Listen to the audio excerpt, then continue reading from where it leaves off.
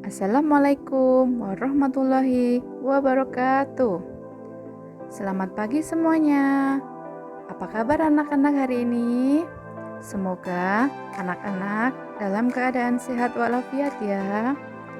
Jangan lupa untuk tetap melaksanakan protokol kesehatan kapanpun dan dimanapun kalian berada. Sering-seringlah cuci tangan menggunakan sabun dan jangan lupa tetap gunakan masker. Ingat selalu juga untuk mematuhi nasihat orang tua kalian. Semoga anak-anak juga tetap tekun dalam beribadah. Anak-anak, sebelum kita belajar hari ini, mari kita berdoa terlebih dahulu. Nah, anak-anak, hari ini kita akan belajar di tema 4, globalisasi, subtema 1, globalisasi di sekitarku, pembelajaran yang keempat. Anak-anak, tujuan pembelajaran kita hari ini adalah 1. Setelah membaca teks, siswa mampu menyebutkan informasi penting dari teks eksplanasi yang dibaca dengan benar. 2. Setelah membaca teks, siswa mampu menyajikan informasi penting dari teks eksplanasi yang dibaca dalam bentuk visual dengan benar. 3. Setelah mengamati lingkungan, siswa mampu mengidentifikasi contoh keberagaman ekonomi dengan benar. 4. Setelah berdiskusi, siswa mampu menjelaskan sikap yang perlu dikembangkan dalam hal keberagaman ekonomi dengan benar. Globalisasi membuat dunia tanpa batas. Kita bisa berkomunikasi dengan teman-teman kita di tempat yang berbeda. Apakah ada contoh lain dari era globalisasi yang kamu rasakan?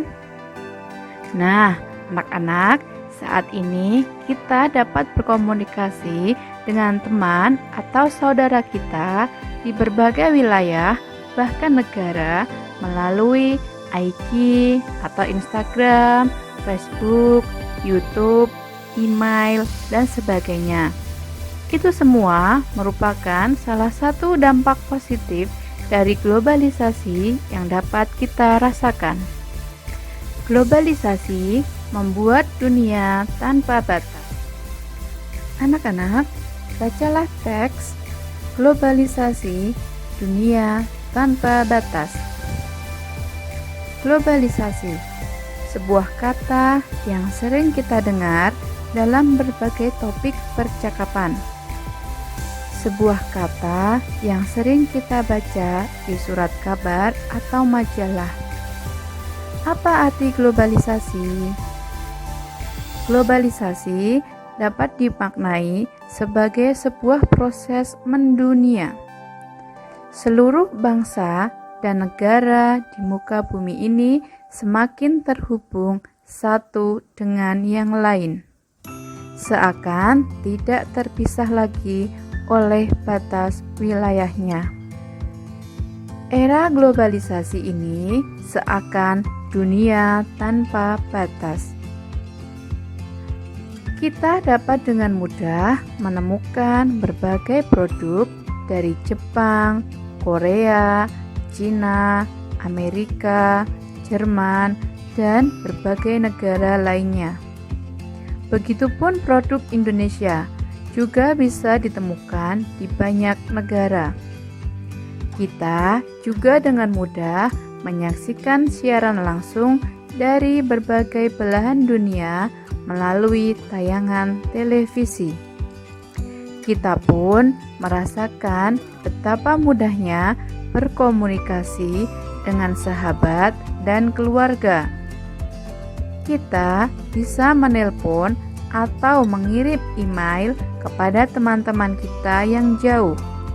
Kita merasakan seolah-olah tidak ada lagi batasan satu tempat dengan tempat lain di era globalisasi ini.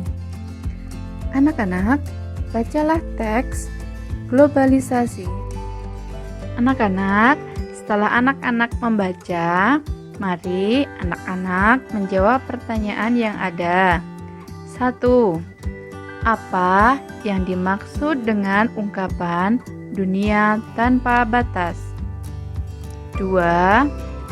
Apa yang dimaksud dengan globalisasi? Berikan contoh dalam kehidupanmu sehari-hari. 3. Apa pengaruh globalisasi yang kamu rasakan saat ini? Dan yang terakhir, anak-anak menggambarkan secara visual bahwa globalisasi membuat dunia tanpa batas. Setelah anak-anak menyampaikan informasi yang diperoleh dari teks eksplanasi tentang globalisasi membuat dunia tanpa batas, anak-anak akan mempelajari mengenai keberagaman ekonomi. Di era globalisasi ini, banyak sekali barang-barang dari dalam dan luar negeri yang bisa kita temui.